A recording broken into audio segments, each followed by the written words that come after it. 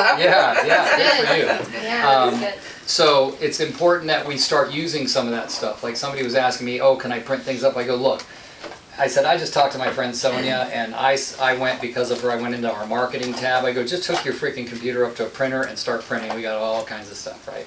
So it's a matter of you knowing it. But what I want to do is make sure that each of you has a, after our meeting today, Sonia and I will talk. And if you guys need to talk to me individually, just reach out to me.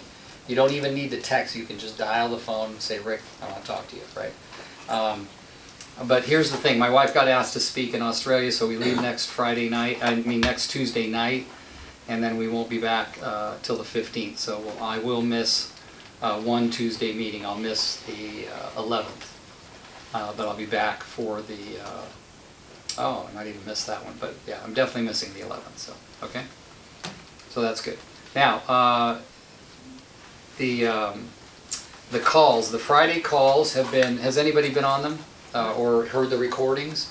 Keep in mind. Yeah. Okay. Did you watch a recording? Yes. Yeah. So keep in mind that if you don't watch the call, it's okay, because then you're going to get the email of the recording.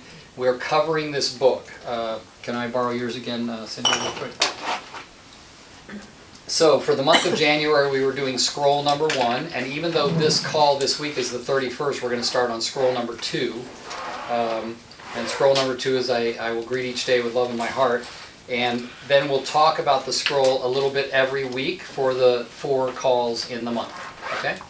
And these are really a big deal. Like, they'll make a big difference. God bless you. What do you mean scroll? Yes. So, it's crazy that even this book was introduced today, because earlier this morning I was reading 10 of the scrolls from the book.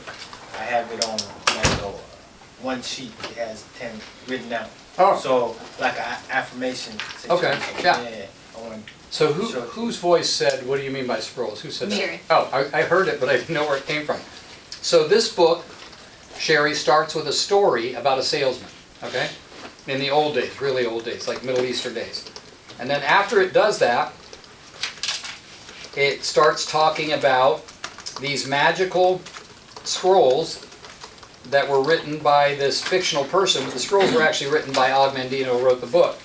And if you look at chapter 8 of the book, Sherry, at the beginning of chapter 8, it says scroll mark number 1, and then the rest of the book after that is the 10 scrolls. Okay. I see it. Yeah. So what you might want to do is when you get the email for this week, which you're going to get tonight or tomorrow for the call on Friday, it will have the last 3 phone calls. It'll have the 24th, the 17th, and the 10th, the recordings. And you can listen in on what we do. We talk a little bit about this book on every call and how it kind of drives your business, like how you can use the stuff in here to drive your real estate sales business. So it's really good. Scroll number 1 is really powerful because it sets the tone for the other scrolls. If any of you have been in my Fremont office, and I think we'll probably get them here eventually, Jen, would be it's a frame that just has all 10 scrolls written one line at a time. And we can put it up for people to see it. But it's really, really powerful when you start relating it to your real estate business and, believe it or not, your life. So, all right? Okay. The homework assignment from the last call was to read the 86-50-1 booklet. I've asked you guys to read it before. I don't know if any of you have actually read it yet. But that's what we're going to be focusing on, is all of us individually having a top 50 of our own chosen by the end of February. 80-60 what? It's called 86-50-1, but in the email, Sherry, that I know you're on, the Friday call email, it's one of the attachments that says top 50 booklet. Okay. It's a 36-page e-booklet kind of, but you can print it up. 86-50-1. And we need these 50 things by the end of 86. February. Well, you'll want by the end of February to have read the book, and the book will assist you in how do you determine who your top 50 are. Does that also include you? What's that? Your top 50? Yes. Okay, good. I'll hold you to it. So top 50 means 50 people most likely to give you 1 referral a year. That's what it is. It's as simple as that. And most people can name 10 right off the top of their head. It's the next 40 that's a problem. right? Because you're always going to start with my husband, my mom, my dad, my sister, my brother, right? Like, you know, my sisters will give me tons of referrals if I remind them to give me referrals. But, What?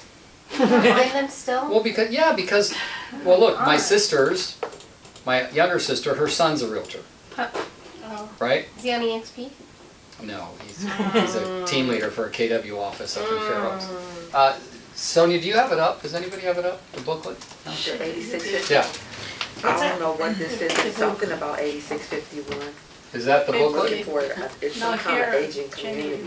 Well, Yeah, there was what do you two need? forms that had to do with it. One was called the initiative, and one was called the booklet. But the booklet is an actual booklet. If you scroll through it, it's pages 1 through 36.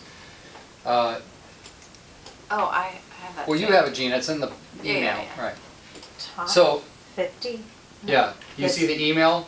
Yeah, It's Yeah, it's also called the in- Top 50 booklet, yeah, yeah. it's right here. Yeah. It's this one, right? The 80? Yes, Yeah. exactly, That's yeah. on workmansuccess.com/resources. Oh, good, okay. Well, it's No, also it's in all those emails that you all get about the Friday call. Okay? Yeah, so now, look, this isn't school, so you get your 50 done, you don't get your 51, nobody's gonna get beat. I'm just saying that we really have to move it from I'm telling you that this will work to you proving to yourself that it works. And it's really been one of the most productive things ever. We've seen teams that were doing really well and then exploded in their business, and you say, what's the one main difference? That's what we did at the conference, that you incorporated, and almost everybody said that the most important main difference that they incorporated that they weren't before is every agent on their team had to have their top 50 and follow up with them as it says in the book. Because remember, the idea is you're communicating with those top 50 1 or 2 times every single month. All right? Okay. That's all I had to say. Does anybody have questions, comments, thoughts about anything I said, anything that's happened this week, an experience you've had? Congratulations, you wrote another offer. heard. I did, but it didn't get accepted, but How many that's is that okay. for these people? 2. Two, Just oh, 2. okay, all right. It got, it was all cash offer over asking. I know the guy had it before he even did the open house. He was just fishing for some Oh. other offers, but whatever. But I do have to say, my experience in showing homes in Concord has been very interesting. It's, man, they just, compared to what you do, what we do, as far as open houses, how professional they are and how, I mean, our flyers are professional, our photos are professional. Just, I mean, you make sure that the house is, you know, nicely kept and the lights are on. I mean, I walked into some of these places and I was just like, what? Like, what, even if it's not, you know, even if you don't have an open house, it should always, and it's vacant, you should always be making sure that it's ready to show. I mean, they were bad. Anyway, Yeah. that's my experience here in Concord. Just, All right. yeah. So that brings up a good point, because I meant to talk about this a couple weeks ago. So when you're showing a house, anybody want to jump in? What's our main job with our clients? Just sell them a home. Right? But to see if they like this one, and if not, To find out what they like or don't like about the Exactly. property. if they don't like that house, it's your job to find out what would have had to been different for them to like it, so that when you're narrowing it down and you're looking online for them or whatever you're doing, that you're getting an idea. But one of the things now, because of technology, cameras, microphones everywhere we don't even know, is what I've been talking to people about now is making sure they have a conversation with their buyers before you get anywhere near the house and saying, look, I'd love for you to be completely open and honest with me about the house and your thoughts about it. And I know in today's world of technology, there's microphones, there's cameras, and I would just prefer that we look around and make notes of what you want to talk about. I'll make notes also of things I want to share with you, and then we'll do that when we step back out past the driveway so that we can be completely confidential. So that's really important nowadays. So cameras and Yeah, Really? I'm hearing No. stories from all over the US now where sellers are calling their agent and saying, you tell that agent he's never allowed back in my house again because I heard what he told his buyers about my kitchen and, you know. Wow.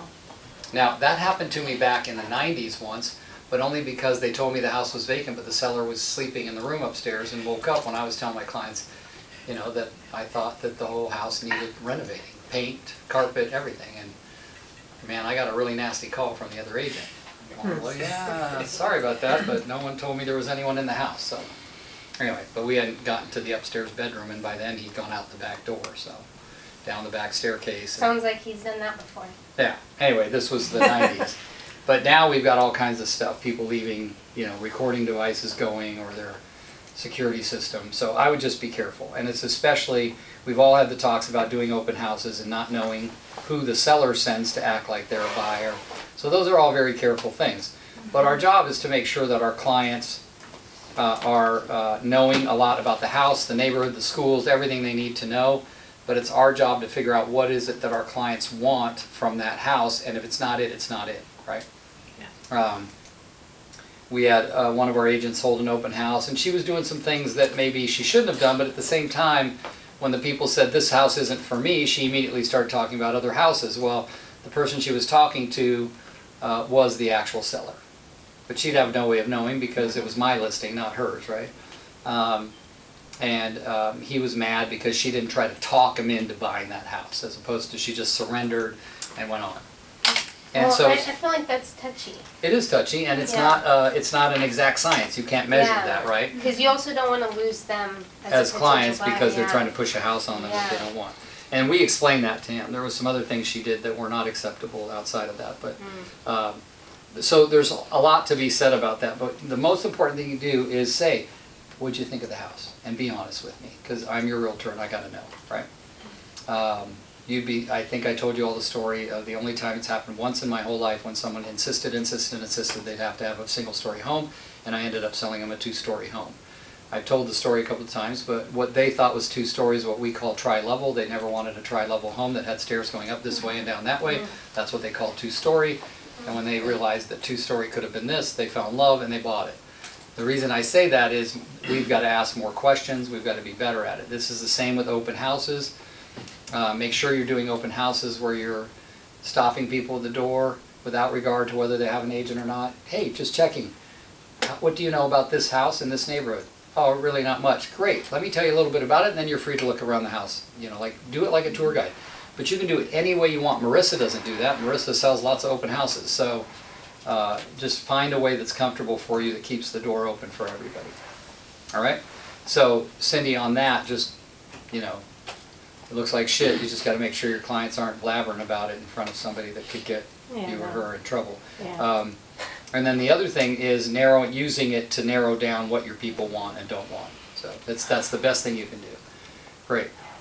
When you say you don't want any 2 stories, if you absolutely don't want anything with stairs, does everything have to be single story? So if there's a step down family room or a step up living room on a single story home, like ask questions like that. Actually, today in my meeting, they're like, we like that, but it has a step down to the living room. And I'm like, oh, I didn't even consider that a stair. Yeah. Remember I know. our step But that's down because they're older Yeah. and I'm, to the living room? Yeah. Yeah, because What they're older. happened to the woman?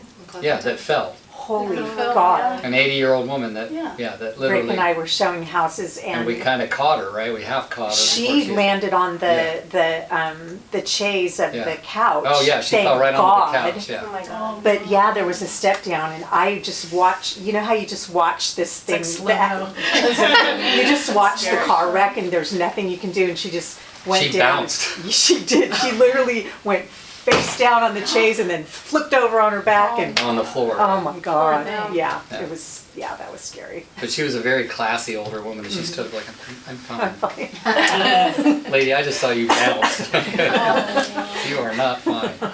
So, That yeah. was so scary. Oh my God. Yeah, I've got stories. I had a door open and nothing come out the front door but a gun once. So, yeah, that was in Union City. Whoa. Go figure. Yeah. I had a lady open the door wearing a robe that was absolutely see-through and nothing on underneath. Wow. Yeah. Nice. Was she expecting you? She said, I assumed you'd be alone. Clients are in the car. Oh, God. Oh. What made her feel that way? No idea. She was just a seller of someone else's home that I was showing. It's not like I knew her. Oh, she was a listing agent? No, she was a seller of someone else's house that I was going to, her own list. It was someone else's listing, I was showing it, Oh, okay. and that's how she showed up Okay. to the door. You're asking way too many questions. I do that a lot, actually. Taking staging a little too far. Yeah. Does she come with the house? All right, so the most important thing though that I really feel strongly that when you leave here, Sonia, Sheena, Cindy, we are kind of alone when we leave here as an agent. Like, oh my God, what do I do next to get a deal, right? When we're in this group, it's a little more lighthearted and things like that. Like you working with Nikki to go door knocking in Cedar. Like I want to see that get done, right? I want to see you guys go door knock and start seeing what kind of interest you get because we don't want the deal to be too old Right. by the time you get out there, right? And I wanna do that in San Lorenzo. Yes, With around the BH Chiquita. Kita, yeah, just closed, so let's go do it, right? 11 offers, 65,000 over asking, right? 11 offers, 65,000 over asking. What was it listed for, 5? It was listed for 585, sold for 650. And then that one was listed for 550, sold for What did it 685. sell for? I grew up on Via Lucas. Yeah, Right off. right around the corner. Yeah. 650. 650? Yeah, I lived in San Lorenzo for 20 years, I loved Oh it. my. and the seller Isn't that would crazy? have been Parents went to ecstatic Arroyo. with 620, My son went 625. to Arroyo, yeah. High school. The seller would have been ecstatic with 620, 625, that's the That expectation blows we my get. mind. Isn't that Yeah. great? Blows my mind. There's a new listing cute that just little came on house. for Oh 708. my gosh. In San In San Lorenzo? In the Lorenzo. village? Yeah, Oh, wow. on Via Medea, I It better think. have 2 bathrooms. Unbelievable. It doesn't have a garage. Oh. It's converted, Mm. family Yeah, right that there. would be tough. Unbelievable. Okay, It's yeah. So let's go around. Sherry, anything you want to share? Any questions you have? Process questions? Well, I have a comment. You're touching on the people that you know. Mhm. On December 31st, I started calling down the people that I met over the past year, picked up 2 buyers. Mhm. Yesterday, Nice. did the same thing, working off the same list, and picked up 2 more buyers. Wow. Buyers are my favorite. I hate driving around, but I'm really happy about that. So That's awesome. it works, and the door knocking, it works. I need to do that too, and I keep saying I need to do it. Just do it, because it works. Okay. We're in Fontana. Yeah, yeah. I Is should that do a list of people you're because calling? I met all of them. No, I these know are my I top did. 50. You We're know there for all Oh, of good them. for you. Yeah. That's Nikki, they just sold. Thank you. Yeah. Guys, she's already up to number Thank you. 14 on her top 50. This is just like, I haven't even really thought about it. Scrolling through. I'm in like a few networking groups and I have to think about them too, but yeah. Okay, good. All right, Sheena, you got anything? Questions, comments, process issues? Yeah. How many of you are familiar enough with the contract that you feel like you could write one? Okay. Sonia, that a yes, or What for the like a purchase contract? Oh, yeah. Okay, all right, good. The one thing that I want you guys to know that because I talk so much about mindset stuff and lead generation, I used to actually be the #1 contract teacher for the company I was with before Keller Williams. And they had 21 offices, and I used to go from office to office teaching on how to write proper CAR contracts. That was several versions ago, but bottom line is that's the one thing, I may seem like I'm not detail oriented, but I know the contract in and out. I think I pretty much got it down. I'm really good, but I noticed that there is like a lot of verbiage that is standard that people use or should use Mhm. that people don't teach you that. No. You know- So I'm like, how do, I mean, I picked it up because I had a mentor, Yeah. some of it, but how do people pick that up? Yeah, that's only practice and classes. Like, so for instance, the most misunderstood part of the contract is the liquidated damages clause. Like when you go to explain that, because you're not supposed to tell your clients whether they should sign it or not. It's optional. And what do people, most agents do? Slide the contract in front of them, sign here, sign here, sign here, and, or they send it by DocuSign, sign here, sign here. Now, if you send it by DocuSign, if you haven't noticed this, if it automatically populates through CAR forms, on those 2 clauses, the mediation, It's 21 and 22. yeah, but it's arbitration, mediation, and liquidated damages. It puts the initials in there as optional. And I usually go in and change them. But I talk to the client, I go, do you understand what what liquidated damages. When my buyer is buying a home in a market that is going up, I want to make sure they sign liquidated damages. If my buyer is buying a home in a market, no, I'm sorry.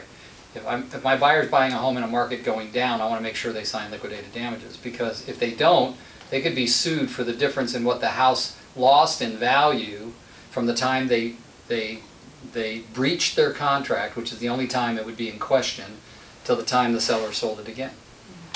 But if you have liquidated damages, they can never be sued for more than 3% of the price of the house, or your deposit. But if the property value is going up and the seller, you breach the contract, the seller goes and sells it for more money, it's kind of hard for them to prove they were damaged that much, right? So that's the beauty of it. Sherry? I have two questions.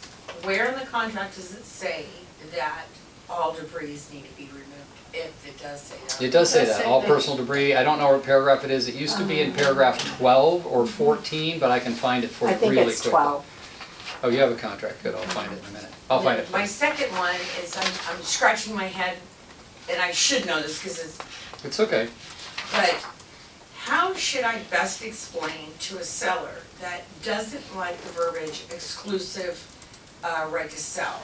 He thinks. On the listing contract? Yes, his perception is that, well, I told him it's going on the MLS, but his perception is that Well, the I'm the listing only one agreement says it has to go on the MLS unless he checks the box that says he doesn't want to. seeing- Right. Isn't it 12?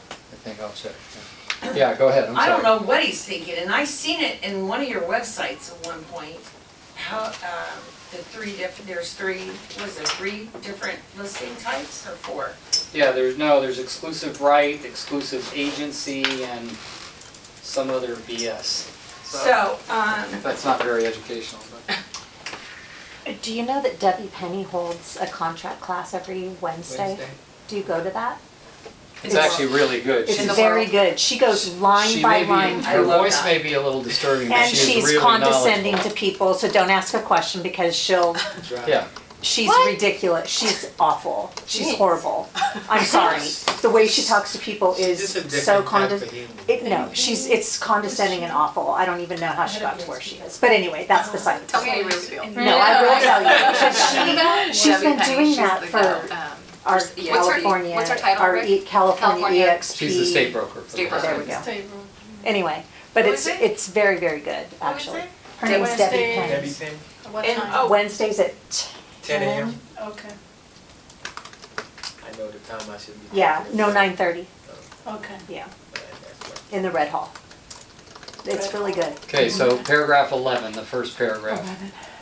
Unless otherwise agreed in writing, the property is sold as is in its present physical condition at the date of acceptance and subject to buyer's investigation rights.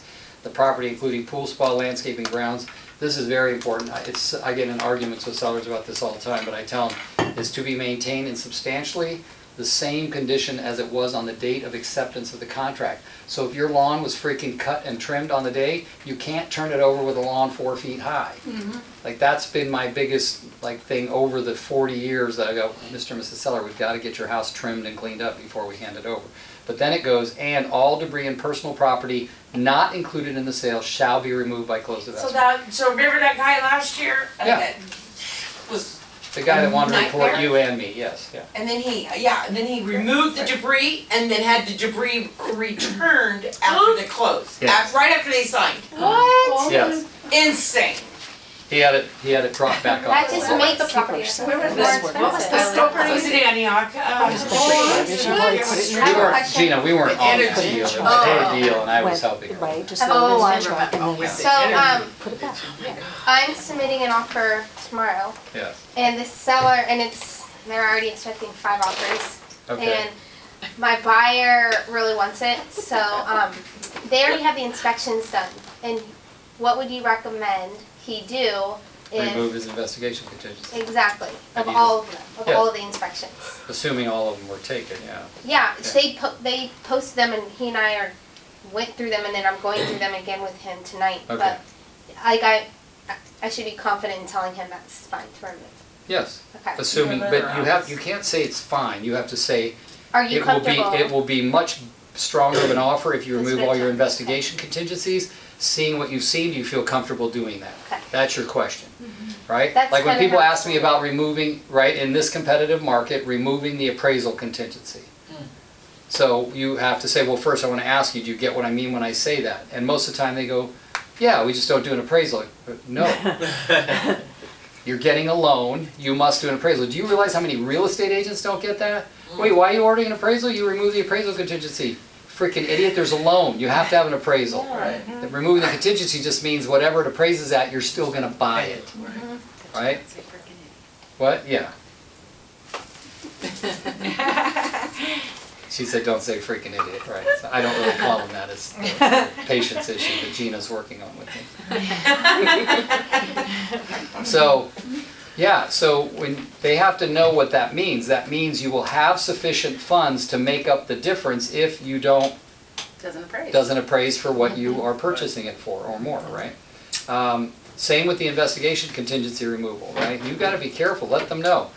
But there is like a proviso that if the seller or you discover something that wasn't previously disclosed by the inspections or the seller, that begins a brand new 5-day period to back out of purchasing. You all know that. No, I didn't. Yeah. So anytime, like, that's why when you turn it in, like if you're turning in one with no investigation contingency, you damn well better turn in your AVID at the same time. Oh, I was gonna turn in our R&R and our CR at the same time. And your AVID, because your client can legally say you giving him an AVID opens up the door for him to have more contingency removal time. Unless he has it as part of it, right? Well, I went and saw the property, but I don't think, I wouldn't be confident in filling that out, Where is the property? Concord. Oh, well, it's close enough you can go by there again. Yeah, but everyone has dance tonight, but I'll Yeah. figure it out. Okay. Yeah, when it's a really bad house, I just put on I think every it's line, good. very poor condition, horrible, very poor condition, horrible. That way, what are they gonna do? It wasn't any more horrible than Rick said it was. Right, so you have nothing to sue me over, so, Yeah. okay? Yeah, you gotta be careful. So, an incident that happened in our office, just before Gina came to work for me, actually it was at KW. Are you guys all very familiar with what's called the VP, the verification of property? It's about your final walkthrough. One of my agents on my team told the client where to find, the deal was supposed to close at noon that day. Told the client where to find the key. The client went in to the house, a vacant house, the buyer. It's not her house yet, but went in, and the family room hardwood floor had come up like that and was sitting up like that. Obviously some kind of water damage. And they'd just been in the house 4 days earlier. No one lives in the house, and it was fine. Maybe 5-6 days earlier. So we immediately call the agent, and he goes, oh, no, it's closed. And we go, it's closed now, it wasn't when the seller. And the buyer had taken a picture with her cell phone, and it had stamped the time that the picture was taken, which is what it does, right? We called the seller, we called the listing agent, we go, look, tell your seller it's an insurance issue. His insurance was still intact because the property hadn't closed yet. And it hadn't recorded. We gave him all these opportunities, and the seller said, no, I'm not talking to my insurance company about it. No, it's not my problem, it's your problem. You know, the house is closed, it wasn't closed. And even if it was, when we came in and took possession, we found it. It was not done by us, right? We had trouble, like I went back there a few days later, tried to find any source of a water leak. We couldn't. They had estimates done. The lady was pregnant, she was stressed out. I told him, I said, look, there's nothing you can do now except get an attorney. So it ended up going, they filed a small claim suit, and they won, my buyers won $10,000. And the work was like $3,900. And the insurance company would have paid all of it, but a $500 deductible. What cost it, do you know? Yeah, there ended up being, apparently, the hot water heater had a line that went underneath there, and it had popped, right? And nobody could tell because we couldn't find moisture anywhere, but who am I? I'm not an expert, but they figured it out. Anyway, the reason I say that is verification of property is a very important part of the contract. Yes. It says in the contract that you can walk through up to X number of days. In the contract, it defaults to 5 prior to close of escrow. Make sure you follow the word of the contract. Don't get your client in trouble because you screwed up and didn't follow the word of the contract. Like Marissa just did that to me last week after all this stuff that we've done with this. And she said, no, 2 weeks ago, and she said, oh, well, we did the walkthrough on that date. I go, that's not within 5 days of close. She goes, you mean I gotta go back for another one? I don't have time. I go, then I'll go. Because you've gotta do one final walkthrough where verification condition within 5 days of close to follow the contract.